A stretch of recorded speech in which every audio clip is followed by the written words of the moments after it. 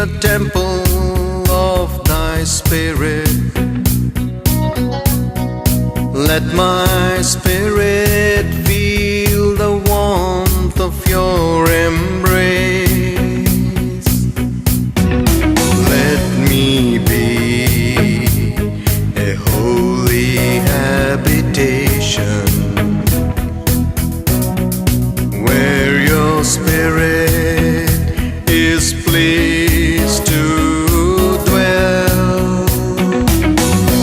Oh Lord, I long to know your glory. There are many people who make wrong decisions in their life. చాలా మంది తమ జీవితంలో మరి తప్పుడు నిర్ణయాలు తీసుకునే వాళ్ళు ఉంటున్నారు. They make the decision based on what they see and what they think. చాలా విషయాల్లో వారు దేన్నైతే చూస్తారో ఏమైతే ఆలోచిస్తారో దాన్ని బట్టి నిర్ణయాలు తీసుకుంటారు. And it turns out that they were wrong. తర్వాత అది తప్పుగా బయటకు వస్తుంది పరిణామం. The topic of today's lesson, I'm titling it Under the Wings of the Almighty. సర్వశక్తిమంతుని రెక్కల నీడన సురక్షితము అన్న దాని గురించి మాట్లాడుతున్నాను. Now, I don't want people to misunderstand and then that God has wings. మరి తప్పుగా అర్థం చేసుకోవద్దు దేవునికి రెక్కలు ఉంటున్నాయి అని. As human beings, we start making something with wings and say that is God now. మనం మనుషులుగా మరి ఏదన్నా దానికి రెక్కలు కట్టి అది దేవునిగా పరిణమించడం తప్పు. God is spirit. దేవుడు ఆత్మ ఉంటున్నారు. God is not someone we can make with your own hands. దేవుడు మనం సొంత చేతులతో చేసే విగా ఉండడు. God is the one who made us, not that we make something and say that is God. దేవుడు మనని సృజించాడు. మనం ఏదన్నా చేసి అది దేవుడు అంటానికి కుదరదు. So when I say under the wings of the Almighty, it's a term that means under His protection. మరి దేవుని రెక్కల చాటున అంటే ఆయన రక్షణ కింద అని. Now we come to the book of Ruth. మనం రూతు గ్రంథం చూసినట్లయితే It's a book with 4 chapters. ఆ గ్రంథంలో కేవలం 4 అధ్యాయాలు మాత్రమే ఉంటాయి. And there are good things we can learn from that. చాలా మంచి విషయాలు ఆ పుస్తకం నుంచి మనం నేర్చుకోవచ్చు. You know, the whole word of God is the counsel of God. దేవుని వాక్యం మొత్తం కూడా మనకి నేర్పించే శిక్షగా ఉంటున్నది. And no one can say this part of the Bible is no longer relevant to us, that part is no longer relevant. No one can say that. ఎవరు కూడా ఈ బైబిల్లోని ఈ భాగం మనకి ఇప్పుడు అవసరం లేదు, ఆ భాగం మనకి అవసరం లేదు అని చెప్పడానికి వీల్లేదు. The word of God says all scripture is inspired by God and is suitable for profitable for correction, for instruction and to teach us what to do. దేవుని వాక్యం గురించి మరి ప్రతి ఒక్క వాక్యం కూడా దేవుడు ఆత్మచేత ప్రేరేపింపబడినది. మనకి మనని గద్దించడానికి కానీ మనని మార్చడానికి కానీ మనని సరైన మార్గం ఉంచడానికి కానీ ఎంతో అవసరం దానిగా రూపుదిద్దడం జరిగినది. Now in the book of Ruth, Ruth గ్రంథంలో we come across the life of Elimelech and his family. Ruth గ్రంథంలో ఎలిమెలెక్ అతని భార్య గురించి ఆయన కుటుంబం గురించి రాయబడి ఉన్నది. And there was a big famine in that land of Israel at that time. ఆ ఇజ్రాయెల్ ప్రాంతంలో గొప్ప కరువు వచ్చినట్టుగా చూస్తున్నాం ఆ దినములలో. And there was no food to eat. వారికి తినడానికి భోజనం లేదు. But in the neighboring country, ఆ పక్కన ఉన్న దేశములలో there was a lot of food. అక్కడ చాలా విస్తారంగా భోజనం ఉంది. There was no famine there. అక్కడ ఎటువంటి కరువు లేదు. Maybe the famine in Israel was caused because of the sin, maybe. ఆ ఇజ్రాయెల్ దేశంలో ఉన్నటువంటి కరువు కారణము పాపమై ఉండొచ్చు. Sometimes we bring curses upon our own nation because of our sins. మన పాపమును బట్టి మన దేశం మీద మనం అనేక సార్లు మన శాపం కూడా తెచ్చుకుంటాం. Calamities come upon our nations because of sins. మరి అనేకమైన అనర్థ కార్యాలు మన దేశం జరుగుతూ ఉంటవి. Many typhoons and earthquakes and terrible things can happen because of the sin of the people. పాప కారణముగా భూకంపాలు మరి తుఫానులు పెను తుఫానులు అనేకమైన తీవ్రమైన పరిస్థితులు కలుగుతుంటవి. That could be one of the causes. అది పాపం యొక్క పరిణామం కూడా కావచ్చు. Anyway, there was a famine in Israel at that time. Israel ప్రాంతంలో ఆ సమయంలో కరువు వచ్చి ఉండేది. But the neighboring country had a lot of food. ఆ చుట్టుపక్కల ఉన్న దేశంలో సమృద్ధిగా మరి పంట ఉన్నది. And there was a man called Elimelech and he took his family to that country. Elimelech అనేటువంటి వ్యక్తి తన భార్యను కుటుంబాన్ని తీసుకుని పక్క దేశంలోకి వెళ్ళాడు. That the people of that country were actually cursed by God. ఆ చుట్టుపక్కల ఉన్న దేశం వారు దేవుని చేత శపింపబడినవారు. Because they were not serving the living God, they were going after all their own handmade things. వారు సజీవుడైన దేవుని ఆరాధించకుండా వారి సొంత చేతులతో నిర్మించుకున్న వాటిని వెంబడిస్తూ పాటిస్తూ వెళ్తున్నారు. And the Bible actually declares that those people were cursed people. అటువంటి వ్యక్తులందరూ కూడా శపింపబడిన వారుగా బైబిల్ రాయబడి ఉన్నది. Elimelech took his family there because he thought there is some food to eat there. Elimelech తన భార్య బిడ్డల్ని ఆ దేశంలోకి తీసుకెళ్ళాడు. ఎందుకంటే అక్కడ మరి తిండి సమృద్ధిగా ఉన్నది. But what happened there was he died there. ఏం జరిగిందంటే అతను అక్కడికి వెళ్ళి అతను చనిపోయాడు. His 2 sons that he had, they married the local woman, and the 2 sons also died. తన ఇద్దరు కుమారులు అక్కడ ఉన్నటువంటి ఆ దేశంలో ఉన్నటువంటి స్త్రీలను వివాహం చేసుకున్నారు. ఆ తర్వాత వాడు కూడా చనిపోయారు. So that Elimelech's wife became a widow, మరి అతని భార్య విధవరాలైపోయినది. and she lost her 2 sons. తనకు ఇద్దరు కుమారులు కూడా కోల్పోయింది. They went to get food and get some blessing in that land, but they lost everything. అయితే వారు ఆ దేశంలోనికి మరి తిండి కొరకై మరి ఆశీర్వాదం కొరకై వెళ్ళారు, కానీ వారికి సమస్తము కోల్పోయారు. Because he made a decision based on what he saw. ఎందుకంటే అతడు ఏదైతే చూసాడో దాన్ని బట్టి నిర్ణయం తీసుకున్నాడు. There's a lesson for us in this. అయితే ఈ విషయంలో మనకు ఒక మంచి గుణపాఠం ఉంటుంది. When we make a decision in our life based on what we think and what we appears good to us, we can make a mistake. మన జీవితంలో మనం ఏదైతే చూసామో, మనకి ఏదైతే మంచిగా కనిపిస్తుందో దాన్ని బట్టి మనం నిర్ణయం తీసుకున్నట్లయితే మనము నష్టపోయే ప్రమాదం ఉన్నది. The word of God says, దేవుని వాక్యం చెప్తున్నది, there is a way that appears right unto a man, but the end of it is death. మరి మొదటిది చక్కగా కనిపించేటువంటి మార్గం ఉంటున్నది, అయితే దాని అంతంలో మరి మృతి ఉంటున్నది అని బైబిల్ వాక్యం రాయబడినది. Many times what we think is good may not be really be good. మనం ఏదైతే మంచిగా అనుకుంటామో అది అంత మంచిదిగా కాకపోవచ్చు. Because we can't see what is ahead of us. ఎందుకంటే మనకు ముందు ఏమైతే ఉంటున్నదో దాన్ని మనం చూడలేము. We really cannot see what are all the consequences of the choices we make. మనం తీసుకున్న నిర్ణయం యొక్క పరిణామాలన్నీ కూడా మనం ముందుగా తెలుసుకోలేము. There was another famine in another time, and let's see what happened that time. ఇంకో చోట ఇంకొక కరువు ఉంటున్నది. ఆ సమయంలో ఏం జరిగిందో మనం చూద్దాం. In the Genesis chapter 12 verse 10, మరి ఆదికాండం 12:10 there was a famine during the time of Abraham. Abraham దినాల్లో ఒక కరువు వచ్చి ఉంటున్నది.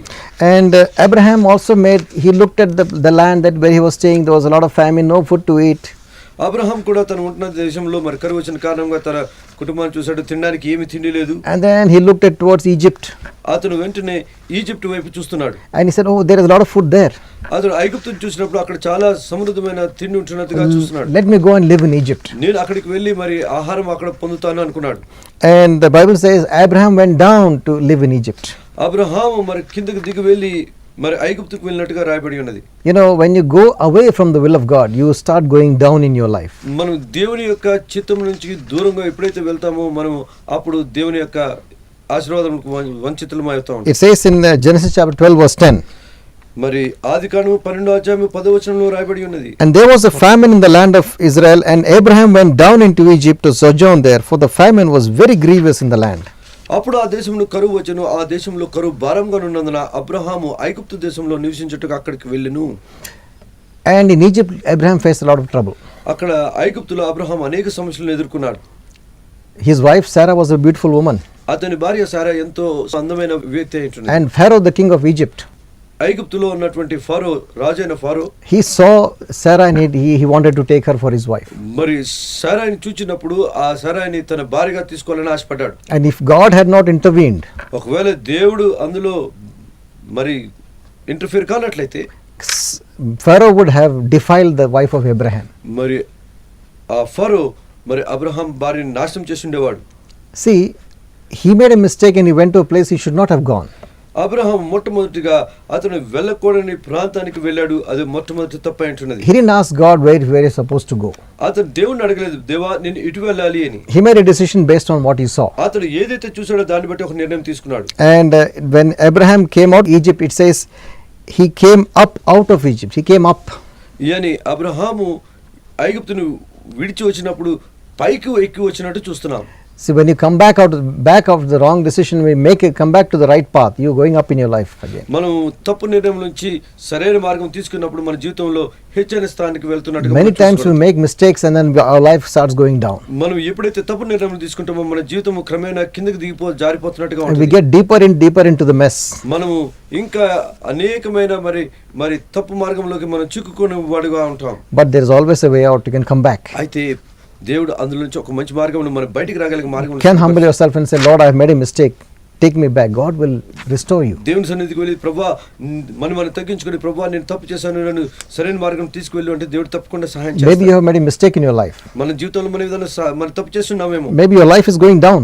మన జీవితం క్రమేణా కిందకి దిగజారిపోతుందేమో. Maybe you found that, oh, that decision I made in that business or in that work I did, it was a wrong decision. బహుశా మన జీవితంలో మనం తీసుకున్న ఆ తీర్మానము, ఆ నిర్ణయము, ఆ వ్యాపారంలో కానీ పనిలో కానీ తీసుకున్న నిర్ణయం తప్పేమో, అందుకని మనం కిందకి వెళ్ళిపోతున్నామేమో. That has led to a lot of spiritual dryness in your life. మరి ఆ కారణంగా ఆత్మీయ రీతిగా ఎంతో మరి ఎండిపోయిన స్థితిలో ఉంటున్నామేమో. Maybe you are in a dry land right now. మనం ఒకవేళ ఎండిపోయిన భూమిలో ఉంటున్నామేమో.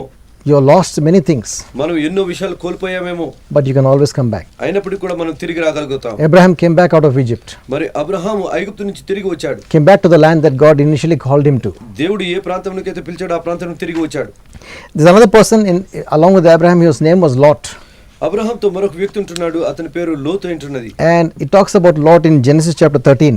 మరి ఆదికాండం 13వ అధ్యాయంలో అక్కడ లోతు గురించి వ్రాయబడి ఉంటున్నది. Genesis chapter 13 verse 10, it says, "And Lot lifted up his eyes and beheld all the plain of Jordan, that it was very well watered everywhere, before the Lord destroyed Sodom and Gomorrah. It was even as the garden of the Lord, like the land of Egypt." అక్కడ 13వ అధ్యాయం 10వ వచనంలో అక్కడ రాయబడి ఉంటున్నది, లోతు తన కన్నులెత్తి యోర్దాను ప్రాంతం అంతటిని చూచెను, యెహోవా సొదొమ గొమొర్రా అను పట్టణములను నాశనం చేయక మునుపు సమోరా వచ్చే వరకు అదంతయు యెహోవా తోటవల ఐగుప్తు దేశం వలె నీలుపార దేశమై ఉండెను. And it says in verse 11, "And Lot chose all the plain of Jordan because of what it looked so nice to his eyes." కాబట్టి లోతు తనకు యోర్దాను ప్రాంతం అంతటిని ఏర్పరచుకుని తూర్పుగా ప్రయాణం చేసి అట్లు వారు ఒకరినొకరు వేరైపోయిరి. And you know what happened to Lot? లోతు జీవితంలో ఏమైంది? His whole family was destroyed. అతని కుటుంబం అంతా కూడా నాశనం అయిపోయింది. Because the people of that plain were very wicked people. ఎందుకంటే ఆ ప్రాంతంలో ఉన్న వ్యక్తులు బహు దుష్టులై ఉంటున్నారు. It looked nice outside, everything was good, a lot of water and well watered like a garden. బయట నుంచి చూసినప్పుడు చక్కగా మంచి నీరు పారుదలగా చక్కనమైన సుందరమైన ప్రాంతంగా But కనబడుతున్నది. without getting God's guidance, he decided to go in that place. అయితే దేవుని యొక్క నడుపుదల లేకుండా కూడా ఆ ప్రాంతానికి వెళ్ళిపోయాడు. And all his family was destroyed. అతని కుటుంబం అంతా కూడా నాశనం అయిపోయింది. His 2 daughters and his wife. అతని 2 కుమార్తెలు, అతని భార్య. And his daughters, they survived the destruction, but their whole descendants were cursed. అయితే కూతురులు అంతరించలేదు కానీ అతని వారి సంతానం అంతటి కూడా నాశనం అయిపోయినట్టుగా చూస్తున్నాం. Now we find that, making a decision based on what you see can lead to a lot of problems in your life. మనం చూచిన దాన్ని బట్టి నిర్ణయం తీసుకుంటే అనేకమైన మరి ఇరుకుల ఇబ్బందులకు గురవుతాం. Abraham faced a problem, Lot faced a big problem. Abraham తన జీవితంలో సమస్యలను ఎదుర్కోవాల్సి వచ్చింది, లోతు తన జీవితంలో పెద్ద సమస్యలను ఎదుర్కొన్నాడు. Elimelech lost his family. Elimelech తన కుటుంబాన్ని మొత్తం కూడా నాశనం He అయిపోయింది. died and his sons died. అతను చనిపోయాడు, అతని కుమారులు చనిపోయారు. All of them did the same mistake. అందరూ కూడా ఒకే ఒక తప్పు చేశారు. They saw what was good to their eyes and they followed their own understanding and they made a mess of their వారు lives. కను దృష్టికి ఏది మంచిదైతే అనుకున్నారో, వారు ఆలోచనలో ఏదైతే సరే అనుకున్నారో వారు దాన్ని పాటించి వెళ్ళి నాశనం అయిపోయారు. In Genesis 26, మరి ఆదికాండం 26వ అధ్యాయము it talks of another famine. అక్కడ ఇంకొక కరువు గురించి వ్రాయబడి ఉన్నది. And this time, Isaac was in the land. ఆ సమయంలో ఇస్సాకు ఆ ప్రాంతంలో ఉంటున్నాడు. Isaac was the son of Abraham. ఇస్సాకు అబ్రహాము యొక్క కుమారుడు. Genesis 21 and verse 1 says, "And there was another famine in the land beside the first famine in the days of Abraham." ఆదికాండం 26వ అధ్యాయం మొదటి వచనంలో అబ్రహాము దినములో వచ్చిన మొదటి కరువు గాక మరి ఒక కరువు ఆ దేశంలో వచ్చెను. And verse 2 says, "And the Lord appeared to Isaac and told him not to go down to Egypt, but dwell in the land. And Isaac obeyed God, and he stayed in the land of famine. And because he obeyed the voice of God, when he sowed in the land, he received 100-fold harvest in the time of famine."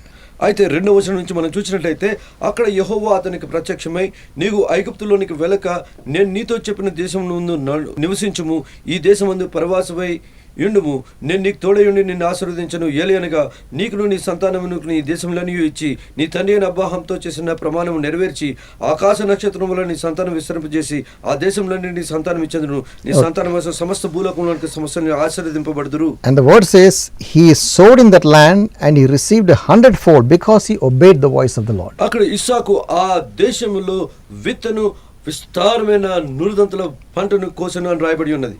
Because of obedience. ఎందుకంటే విధేయుడై ఉన్నాడు. When you are led by the Spirit of God, ఎప్పుడైతే మనం ఆత్మచేత నడిపింపబడిన వారమో, it may seem like foolishness to stay in a place. God may say stay there. It may look like foolishness. దేవుడు మనని ఎక్కడైతే నివసించమని చెప్పిన పరిస్థితి మనం దాన్ని ఒకవేళ మనకి మరి మూర్ఖంగా అనిపించవచ్చు. Isaac thought, this is famine. How can I stay in this land of famine?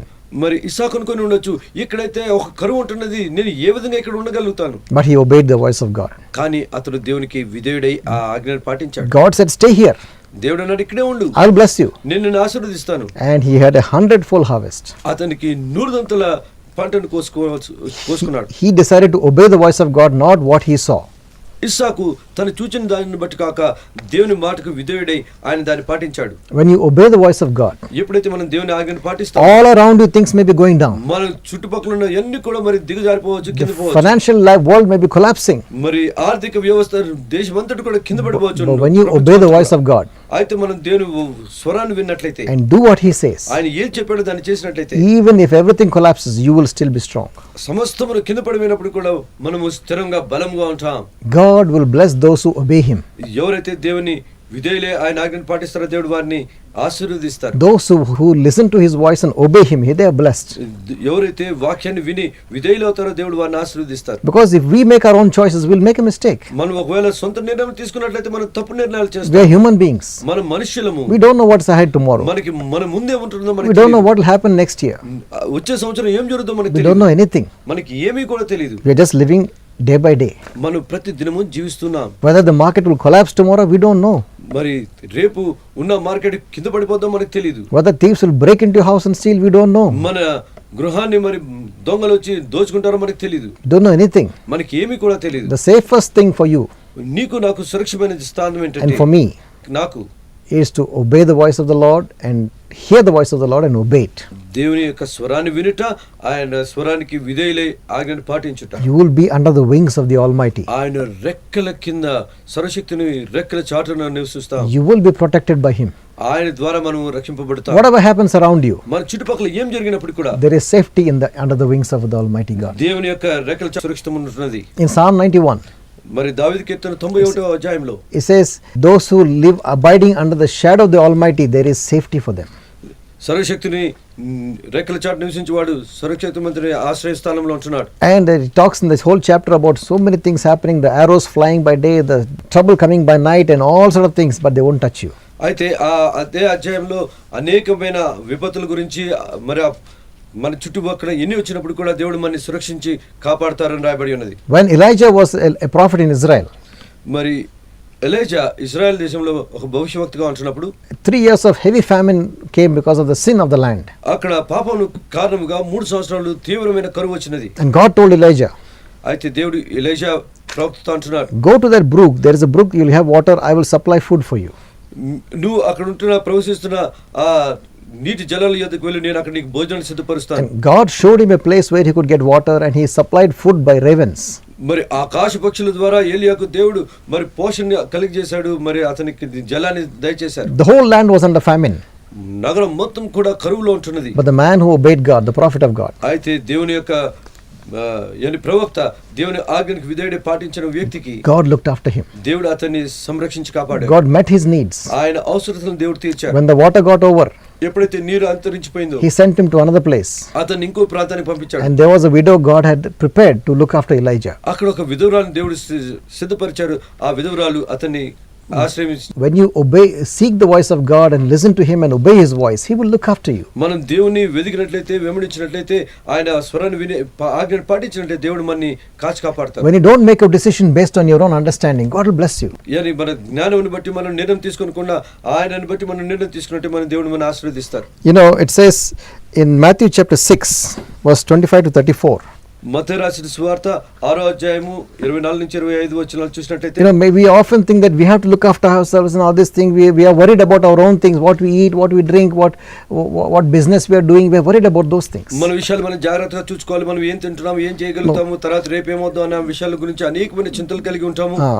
But Jesus said, why do you worry about those things? అయితే యేసు ప్రభువు అంటారు, ఈ అన్నిటి కొరకు మీరు ఎందుకు చింతిస్తున్నారు? The God who created you, దేవుడు అయితే నిన్ను సృజించాడు. he knows your needs. ఆయన నీ అవసరాలు తెలుసు. He knows what all you need. ఆయన నీకు కావాల్సినవన్నీ ఆయనకు తెలుసు. All your family needs. నీ యొక్క కుటుంబ అవసరాలన్నీ He ఆయనకు knows తెలుసు. everything. ఆయనకి సమస్తమును తెలుసు. Even before you ask him, he knows it. నువ్వు అడగక మునిపే ఆయనకి అన్ని తెలుసు. You know, it says in Matthew chapter 6, మత్తయి రాసిన సువార్త 6వ అధ్యాయము, Jesus always he was telling his disciples, ఆయన తన శిష్యులతో బోధిస్తున్నారు, why do you worry about tomorrow? మీరు ఈ అన్నిటి గురించి రేపటి గురించి ఎందుకు Why చింతిస్తున్నారు? do you worry what you're going to wear, మీరు ఏం ధరించదమో అని మీరు ఎందుకు or చింతిస్తున్నారు? what you're going to eat? మీరు ఏం తింటామని ఎందుకు చింతిస్తున్నారు? Why are you worried? ఈ అన్నిటి గురించి మీరు ఎందుకు చింతిస్తున్నారు? Look at the grass in the field. మీరు ఈ అడవి గడ్డిని చూడండి, Look at the flower in the field, మరి ఆ ఉన్నటువంటి పువ్వుని చూడండి, the lily of the field. మరి ఆ లిల్లీ యొక్క ముఖం చూడండి. He said, even Solomon, King Solomon, the greatest king, in all his glory, was not clothed like one of these flowers.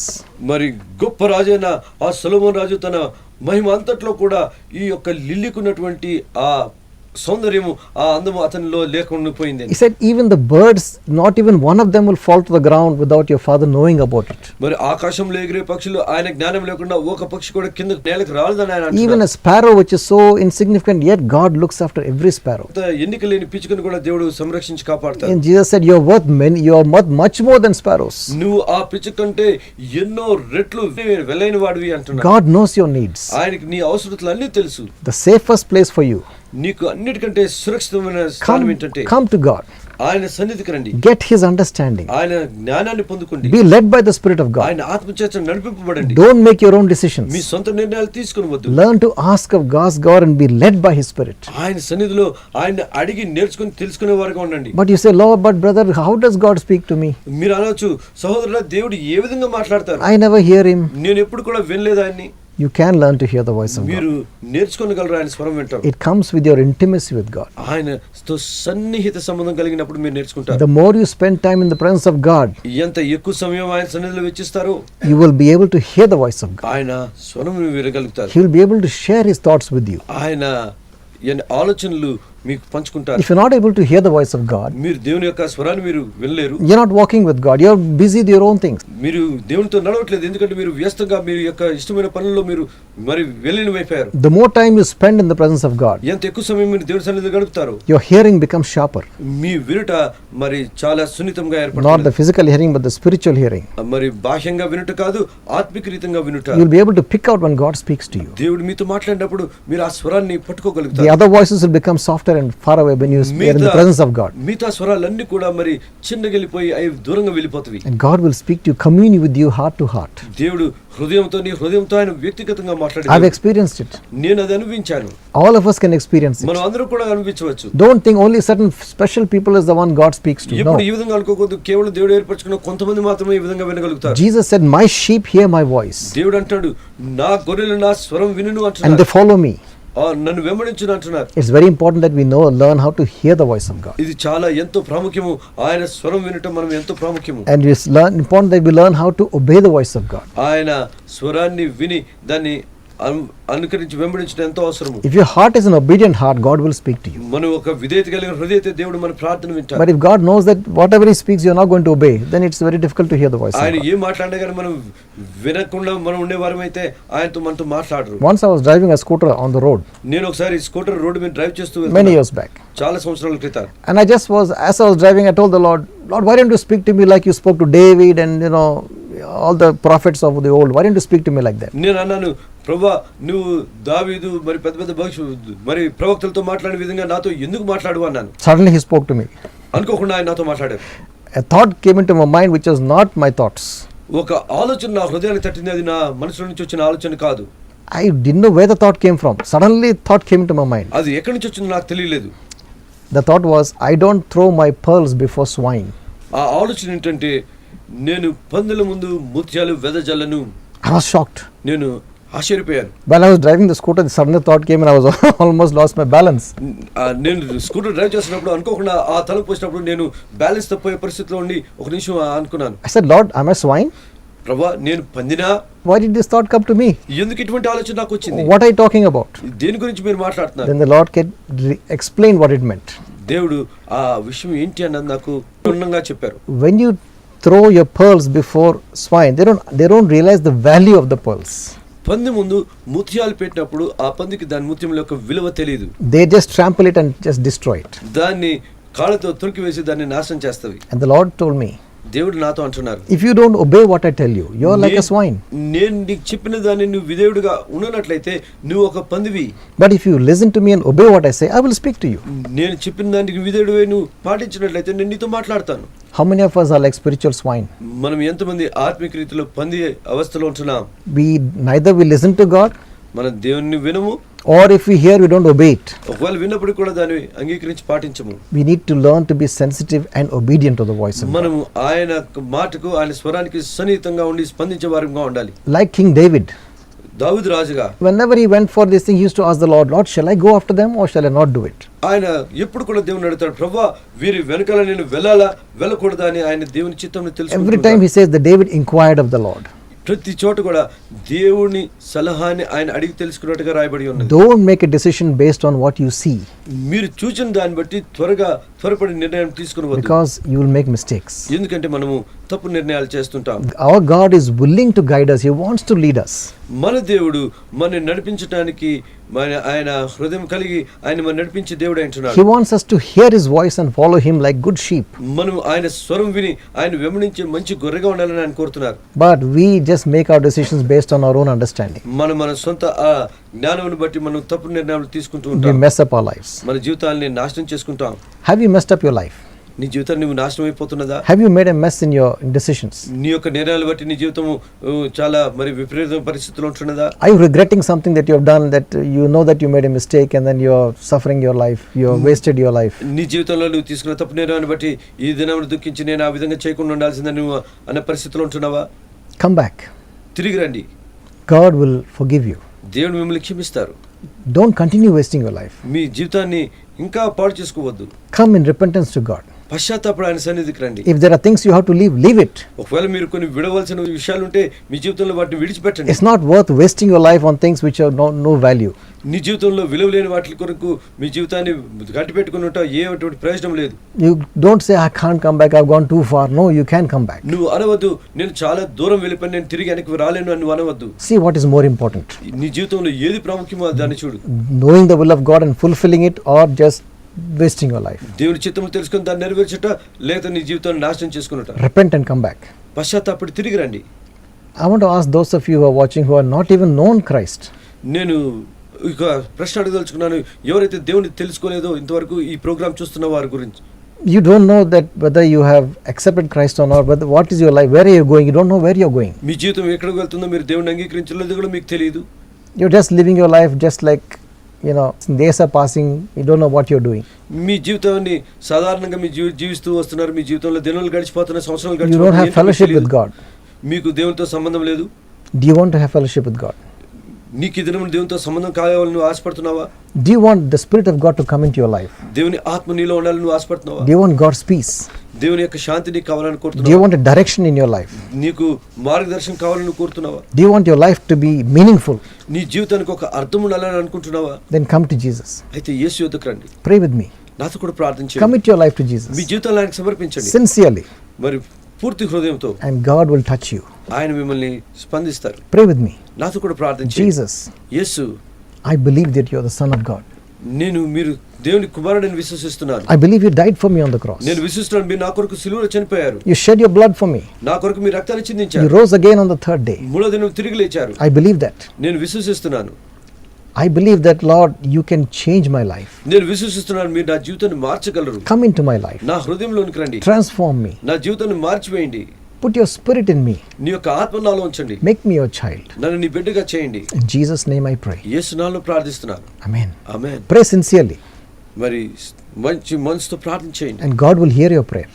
దేవుడు మీ ప్రార్థన ఆలకిస్తారు. He will start guiding you, ఆయన మిమ్మల్ని మార్గదర్శనం and చూపిస్తుంటారు. you will not make mistakes in your life. అప్పుడు మీరు జీవితంలో ఎటువంటి తప్పులు You చేయరు. won't mess up your life. మీ జీవితంలో నాశనం చేసుకోవద్దు. God bless you. దేవుడు మిమ్మల్ని ఆశీర్వదించును I'll గాక. see you again next week.